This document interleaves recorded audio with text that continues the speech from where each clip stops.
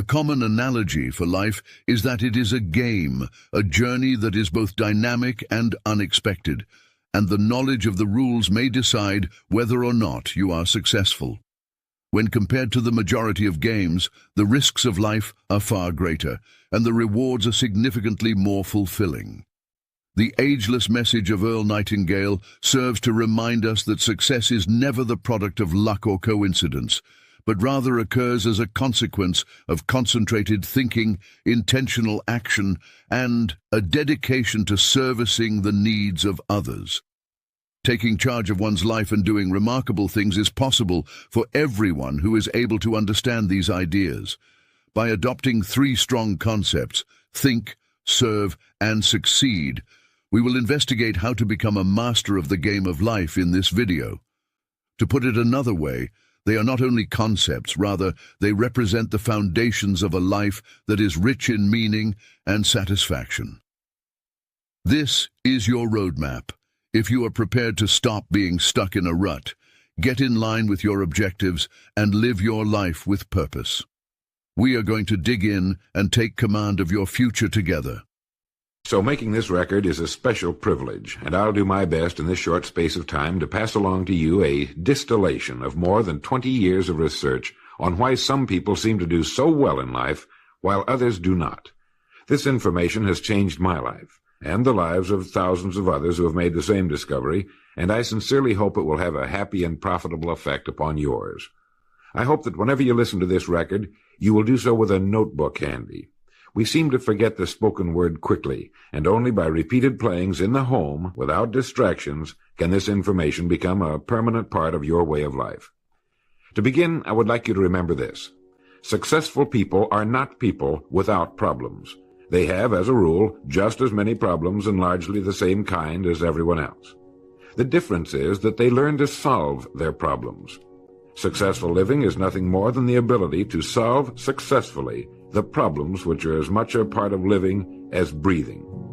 The degree of our success will be determined by the extent to which we can solve our problems. So now that we've defined the problem, let me make this statement. If you can tell me what you want, I can tell you how to get it. The problem with the great majority of individuals is not with their ability to achieve their goals in life, but rather with the failure to understand 2 factors vital to successful living. The first is to make the decision as to what it is we want enough to give it most of our attention until it's been achieved, and to clearly define it. And the second is to fully understand that we have the ability to achieve this goal, or we wouldn't want it in the first place. The next vital rule to successful living is to understand that our success is won or lost by our ability to serve others. We are interdependent, and it's just as impossible to succeed without serving others as it would be to live in our modern world without others serving us. Our rewards in life will and must always be in exact proportion to our service. It is the misunderstanding of this single law which, in my mind, is responsible for fully 90% of the frustration and discontent we see around us. In your mind's eye, get a picture of a giant apothecary scale, the kind with the cross arm from which hang 2 large bowls on chains. One of the bowls is marked rewards, the other service. These bowls will always be in perfect balance. Now, a lot of people don't like this law, if they're even aware of it, but not liking a law does nothing to change it. The basic laws of nature and economics are unchanging. If we're out of step with them, we are, as Thomas Huxley put it, checkmated, without haste, but without remorse.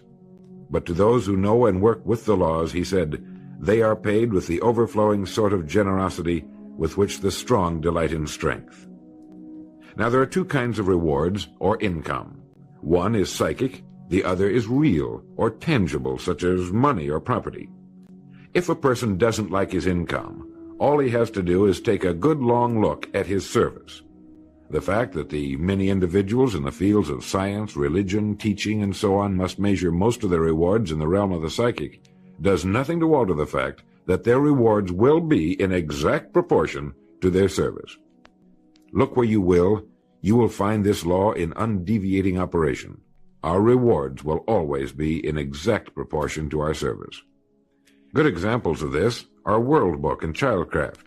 The fact that your company is the world's largest publisher of reference material is based solely on the fact that its products have found the widest acceptance and have been sold to more individuals and institutions. This is the law, then, that lies as the supporting structure of economics and personal well-being, so fix it in your mind. All attempts to sidestep or in any way avoid this law will result in frustration and failure. So this brings up the question, if what I want is more than I now have, how can I increase my service in order to earn it? Well, whom do we serve? We serve people. So let's take a moment to try to understand people. The more we understand them, the better we can serve them. I think of an adult human being as a grown child, doing his best to play for the first and last time on earth this game called life. The extent to which he learns the rules of this mighty game will determine his success. But right here we run into an historic and exasperating fact.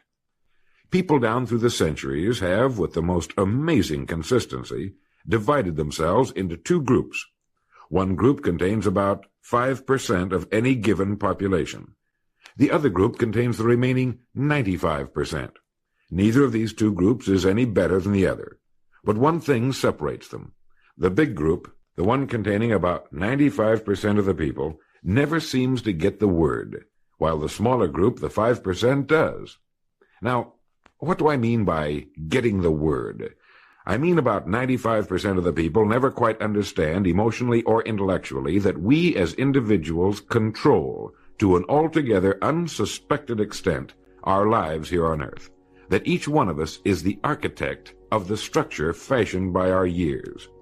You see, all of us want the same things, but only about 5% figures out how to get them. I think it's perfectly stated in your World Book booklet titled Opportunity Unlimited. It says, within each of us burn two unquenchable ambitions, to serve importantly and to gain financial independence. Both of these worthwhile goals are within the reach of all of us, man or woman, but according to statistics, only about 5% achieve both of them. Why?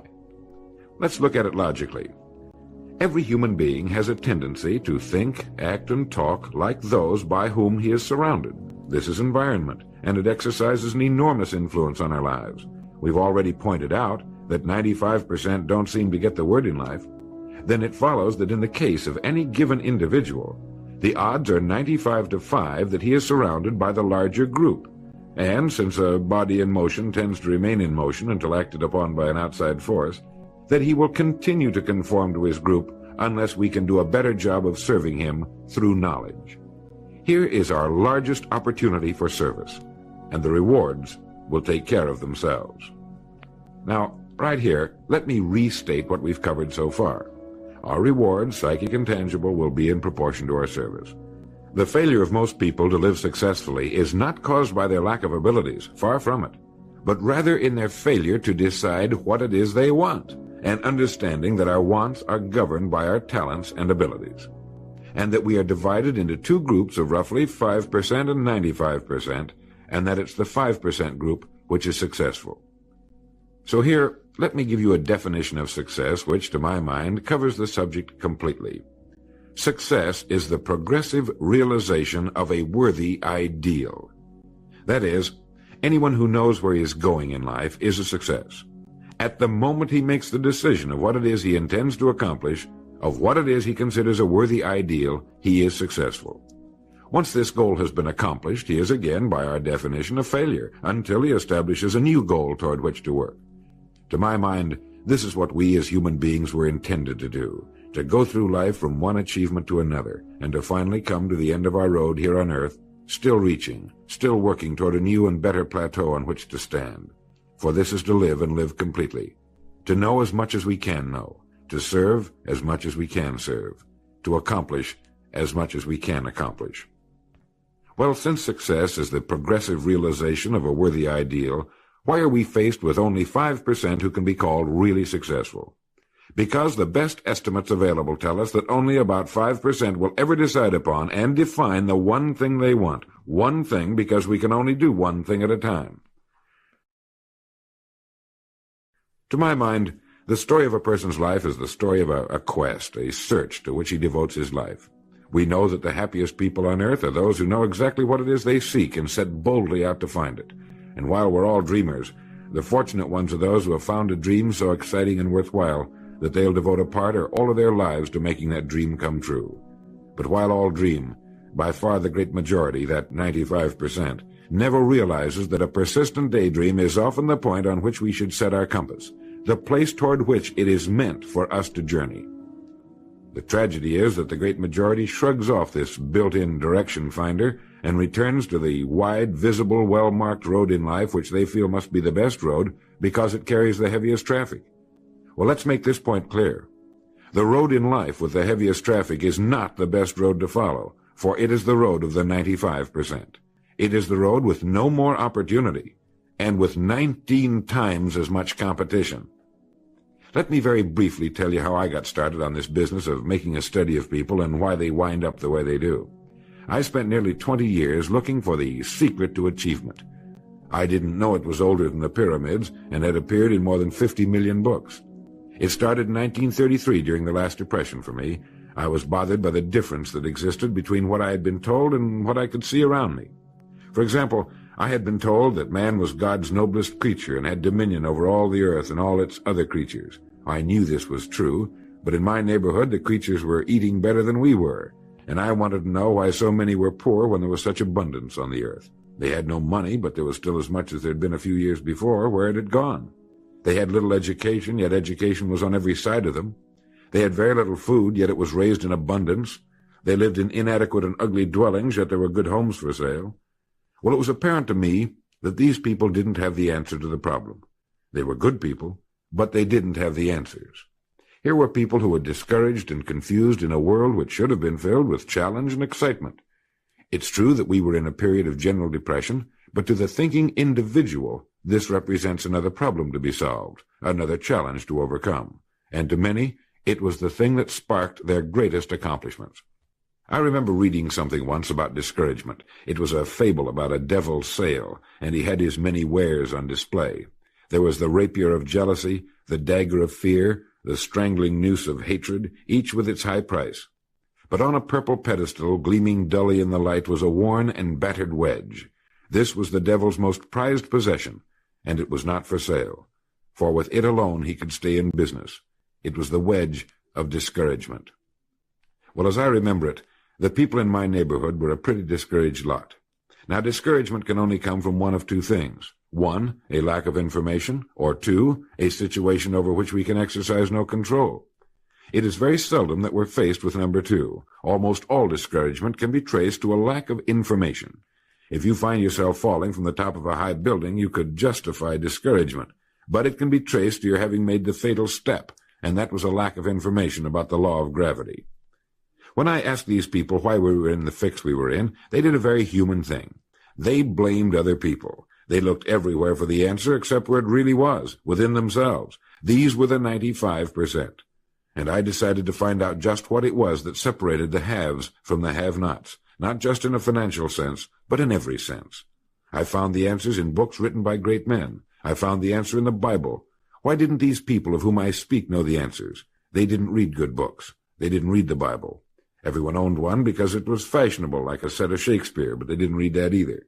They were discouraged because they lacked information. They didn't know the rules of this game called life, and they had been checkmated, without haste, but without remorse.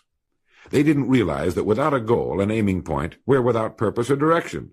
They clung together, feeling somehow that there was safety in numbers, without realizing that in this case, just the opposite is true. They didn't know that if we conform to the big group, the odds are 95-5 that we'll miss the boat in life in almost every vital and important aspect of living. To prove this, you need only take a look at human history. Of all the billions of human beings who've lived on Earth, all great advances, all great ideas have come from just a handful, a few thousand out of billions. Now, how have the people as a group reacted to the great ideas? Every great leader and thinker, from Socrates to the Wright brothers, has been scorned, ridiculed, poisoned, imprisoned, stoned, pilloried, burned at the stake, or crucified. Mankind as a group has made a consistently grisly game of tormenting his saviors. Why? Lack of information, lack of knowledge. It comes from following the wrong crowd. What can we learn from all this as individuals? Two things. One, to amount to anything as individuals, we've got to be individuals. We've got to have individual goals, individual thinking, individual action. And two, we must never conform to the great mass of people. We must love them, help them, for our joy and success will be determined by the extent to which we serve them. But we must never lose our individuality and identity by permitting ourselves to be submerged in this suffocating sea of indirection and purposelessness.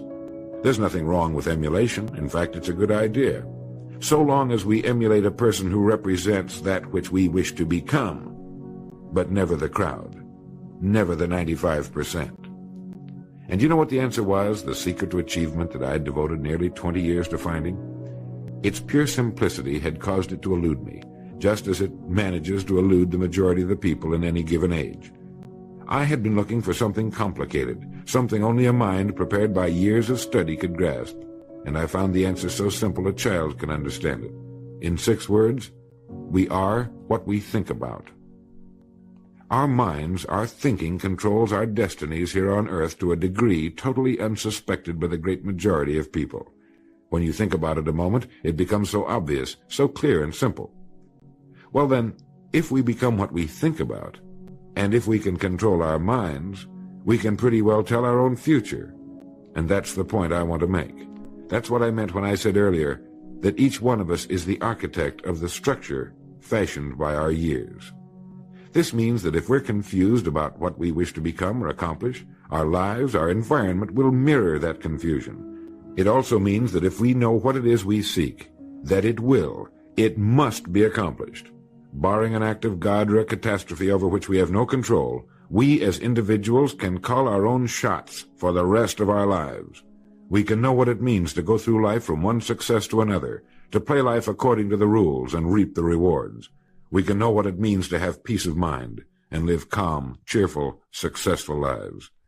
You are at this moment the sum total of your thoughts to this point, for there is nothing else you can be. And 5 years from now, you can be and have anything you set your entire mind and heart upon. Turn this record over now, and let me tell you of a way you can use this law to accomplish more in 5 years than the average person does in 40. Succeeding in life has always been a matter of doing that which the great majority does not do. Now let's keep this in mind as we get into this business of goals. It isn't that I want to make an invidious comparison between the 5% and the 95%, not at all. That's just the way it is, and if we don't recognize it, it will be to our cost. At the beginning of this record, I made the statement, if you can tell me what you want, I can tell you how to get it. You see, the trick is not in achieving our goals, it is in establishing them. A ship would never leave a harbor if it did not have a destination.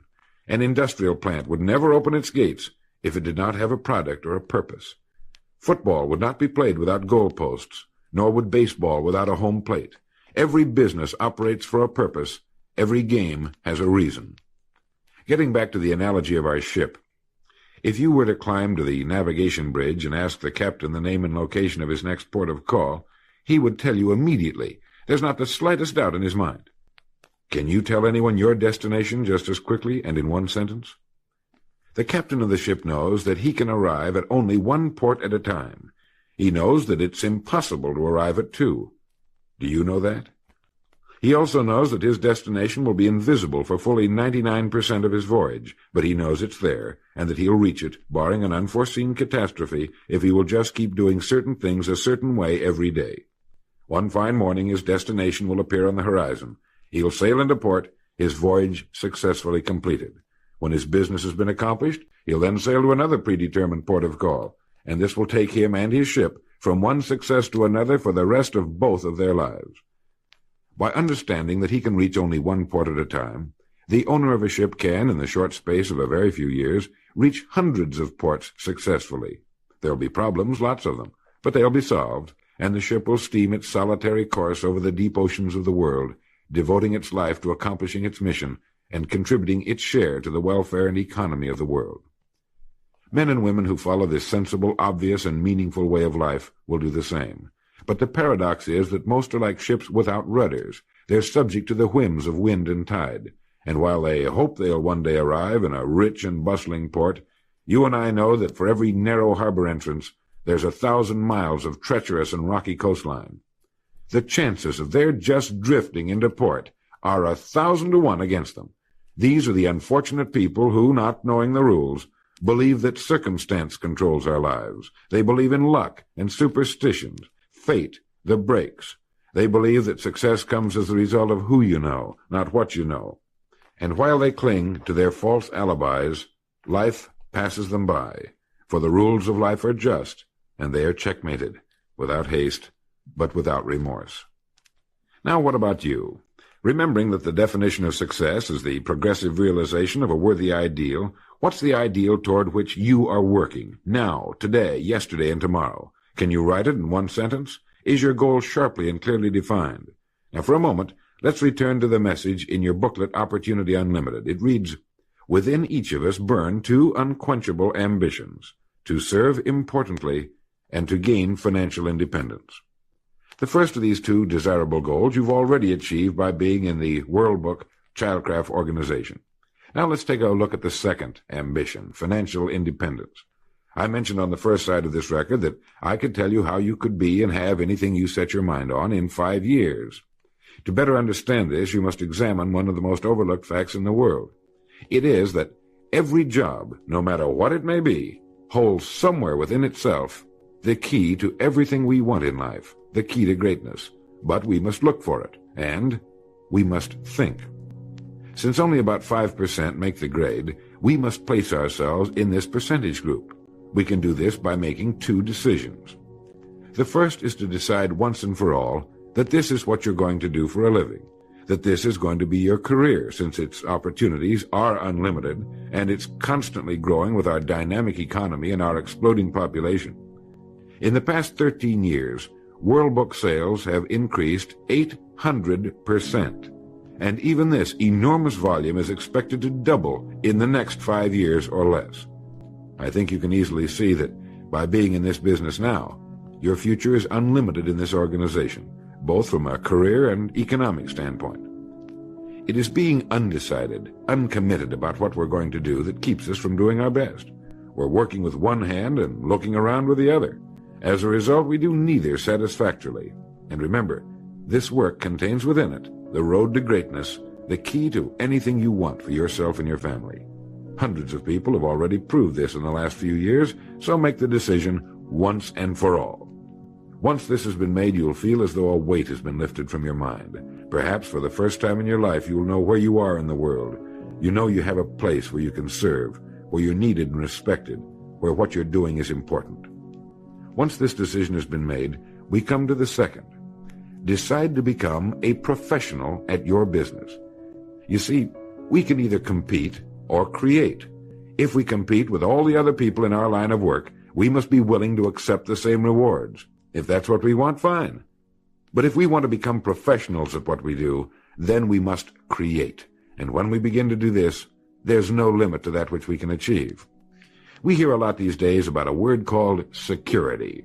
Everyone wants security, but not 1 in 10 can tell you what it is. Most people will tell you that security rests with a job. This is impossible. There is no such thing as a job that represents security. Anyone with a job can lose it for any one of 1,000 reasons at any time. Those people I saw back in 1933, demoralized and afraid, thought that a job represented security. And when it had been taken from them, they had lost everything. They found themselves lost in a world they didn't understand. No, a job cannot represent security. There is only one place on earth you can find security, and if it isn't there, it isn't anywhere. It's inside of a person, never outside. If a man has security inside, where it belongs, his wife and children can feel it when he sits down to eat with them, and they're warmed by it. If a man has security inside where it belongs, you can see it walking down the street, and you can feel it when he enters a room. That's security, and you can't take it away from him. You can take away his money, his home, everything but a wife who's willing to start over, and most of them are, and drop him anywhere in the country. Go back in a year, and he'll be doing just as well as when you found him the first time. You can't keep a good man down, no matter what you do to him. Like cream on milk, You can shake it all day, but just set it down for a while and it'll bounce right to the top again. This man or this woman has security, where it belongs. And do you know where it comes from? It comes from doing what we do for a living surpassingly well. It comes from being a pro in a world of amateurs. Becoming a pro isn't difficult. It comes from knowing what to do with time. It comes from knowledge, planning, and working. First, knowledge. This means learning everything we can about what we sell, about World Book, Childcraft, and our sales material. Learning everything we can about people, since that's who we sell, and learning everything we can about selling, since that's our profession. What we sell, who we sell, and how to sell. Those three subjects would fill a large library, but we can take things one at a time, and by devoting an hour a day to study, we can become outstanding professionals in 5 years or less. And it's the professionals in this business who can write their own tickets, good times or bad. They can live where they choose, and, being professionals, work when they choose. Second, planning. This means writing down the specific goal we're now working toward. It means writing in detail about the first port of call we want to reach, realizing that we can only reach one at a time. It means selecting the income we feel will represent financial independence to us. Once this has been selected, we know exactly what we must do in order to reach it. As soon as our first goal has been reached, we can set a new one. The person who does this is the person people call lucky. Good things just seem to happen to him. The so-called breaks start coming his way. But it's a result of planning and working positively that attracts the good things to us. I can't emphasize too much the importance of describing your goal in detail. If it's a beautiful new home, get the actual plans, or at least an elevation drawing of the home, and carry it with you so that you can look at it regularly. If it's a certain amount of money, write down the specific amount for the coming year to the penny, and then work your plan. Whatever your goal may be, write it down in detail. Then you're like the ship. You're on course, and you'll reach more successful ports in a few years than most men do in a lifetime. And third, working. Working more than the average, if we're going to achieve more than average results, is necessary, of course. But with proper planning and with knowledge, it seems easy. Moreover, to work, we need energy, and energy is inextricably linked to desire. Unless we have a desire to do a certain thing, we find ourselves without the energy. But you will never find desire without energy. Once our goal has been crystallized in our minds and we realize that we become what we think about, our doubts vanish as to whether or not we can achieve our desired ends, and with the picture of our dream in our mind, we have abundant energy. Let me quote from William James' essay on vital reserves. Compared with what we ought to be, we're only half awake. Our fires are damped. Our drafts are checked. We're making use of only a small part of our possible mental and physical resources. Stating the thing broadly, the human individual thus lives usually far within his limits. He possesses powers of various sorts which he habitually fails to use. He energizes below his maximum, and he behaves below his optimum. And then he wrote, excitements, ideas, and efforts, in a word, are what carry us over the dam. He goes on in this excellent essay to point out that we have deep reservoirs of abundant energy that we habitually fail to use, and that by pushing past the first false feeling of fatigue, we will find an exhilarating second wind that will take us to our goals. This is why in studying the lives of the world's great men and women, we find they seem to be indefatigable. Work meant nothing to them, because what they were doing, where they were going, filled their entire worlds. Frequently, people find it difficult to establish a goal toward which to work. Realizing that we cannot be successful without a goal, here's a good way to solve the problem. Get off by yourself, and where you can think without being disturbed. Then write on a sheet of paper a complete description of the person you would like to be, and the things, in being this person, you would have. Once this has been done, start acting the part of the person you wish to become. Carry, as often as you can, a clear mental image of the person you want to be, and begin to be that person. Soon this will become so knit with habit, it will lead you without fail to the goal you seek. You see, when you begin to do this, you're using your greatest power, your mind, and you will become what you think about. Some time ago I was flying west and reading a copy of a television play by the 3-time Pulitzer Prize-winning playwright Archibald MacLeish. The play was The Secret of Freedom. Suddenly I read a line that shook me to the soles of my feet, and for a long time I stared out of the window, thoroughly digesting the line I had just read. Here is that line. The only thing about a man that is a man is his mind. Everything else you can find in a pig or a horse. Think about that line until you know what it means. The only thing that sets us apart as human beings is our divine minds.